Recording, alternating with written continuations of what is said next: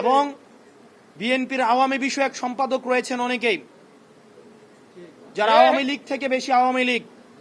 বিএনপির আওয়ামী লীগ বিষয়ক সম্পাদক যারা রয়েছেন তাদের মধ্যে অন্যতম রুমিন ফারহানা, আওয়ামী লীগের সুবিধাভোগী, আওয়ামী লীগের ফ্ল্যাটভোগী, এবং যারা গুন্ডা দিয়ে নির্বাচন কমিশনকে ঠান্ডা করে দিতে চায়, যারা একটা প্রেসক্রিপটিভ ইলেকশনের দিকে আবার যেতে চায়।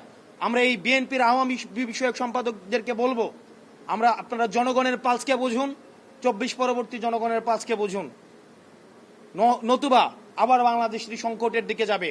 এবং তাদের কারণেই আমরা বিশ্বাস করতে চাই বিএনপি এখনো পর্যন্ত গুন্ডাতন্ত্র, তারা যেই বিএনপির এই ফজলু সাহেব, উনাকে এখনো পর্যন্ত আমরা সম্বোধন করছি, সম্মান দেখাচ্ছি, কিন্তু উনি যে ধরনের বক্তব্য দিচ্ছেন এবং রুমিন ফারহানা যে ধরনের বক্তব্য দিচ্ছেন, যে ধরনের কার্যক্রম পরিচালনা করছেন, আমরা ধরে নিব এগুলো হচ্ছে বিএনপির হাই কমান্ডের ইনস্ট্রাকশন। এবং আজকের নির্বাচন কমিশনে যেই ঘটনাটি ঘটেছে সেই বিষয়ে বিএনপি কি অবস্থান নেয় সেটির প্রতি আমরা নজর রাখব। এবং পুলিশ ভাইরা যারা রয়েছেন, আমরা আপনাদের প্রতি আবেদন জানাবো, আপনারা দয়া করে ক্ষমতামুখী হওয়ার কোনো প্রয়োজন নাই। আপনারা দেখেছেন নির্বাচনের আগের রাতে যে ওসিরা, যে এসপিরা, যে পুলিশরা টাকা খেয়ে নির্বাচন করে দিয়েছে, আমিরামির নির্বাচন করে দিয়েছে, তাদের আজকে পরিণতি কি হয়েছে। আপনারা জনগণের পক্ষে থাকেন, জনগণ আপনাদেরকে বাঁচাবে, কোন রাজনৈতিক দল আপনাদেরকে শেল্টার দিতে পারবে না। যদি জনগণ আপনাদের পাশে থাকে তাহলে এই হুন্ডা গুন্ডার রাজনীতি বাংলাদেশে আর পুনর্স্থাপিত হবে না।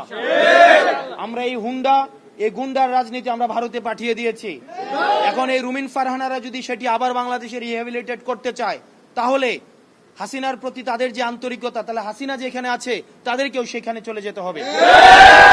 প্রিয় সাংবাদিক ভাইয়েরা, আমরা এই নির্বাচন কমিশনের বস্তুনিষ্ঠ আচরণ দেখতে চাই। না হয় এই নির্বাচন কমিশন পুনর্গঠনের জন্য এই নির্বাচন কমিশনের আমাদের যে পিক অ্যান্ড চুজ পদ্ধতিতে নির্বাচন কমিশন গঠিত হয়েছে, এই নির্বাচন কমিশনে বিভিন্ন পক্ষের লোক রয়েছে। একজন হচ্ছে বিএনপি পন্থী, কেউ হচ্ছে অন্যপন্থী, কেউ হচ্ছে ডানপন্থী, কেউ বামপন্থী। এই যে পন্থী, আমরা চেয়েছিলাম বাংলাদেশপন্থী নির্বাচন কমিশন। আমরা এই নির্বাচন কমিশনের যে ধরনের অ্যানোমালিজ রয়েছে আমরা খুব শীঘ্রই আপনাদের সামনে উপস্থাপন করব।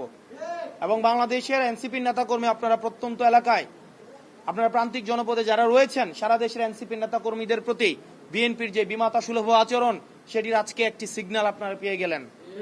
আপনাদেরকে সুগঠিত হতে হবে এবং বিএনপির এই যে আগ্রাসী যে মনোভাব রয়েছে, গুন্ডাতন্ত্রের যে মনোভাব রয়েছে, গুন্ডাদের তুষণ এবং পোষণের যে মনোভাব রয়েছে, সেটি থেকে যদি সংস্কার না করে, তাহলে তাদের গণপ্রতিরোধের মুখোমুখি হতে হবে।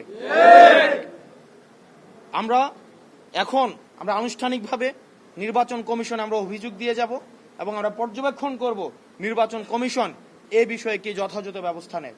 আপনারা ভালো থাকবেন। আপনারা যারা এই নির্বাচন কমিশনে যেসব সাংবাদিক রয়েছেন, আপনাদের কৃতজ্ঞতা জানাচ্ছি, ধন্যবাদ জানাচ্ছি এবং আমরা আপনাদের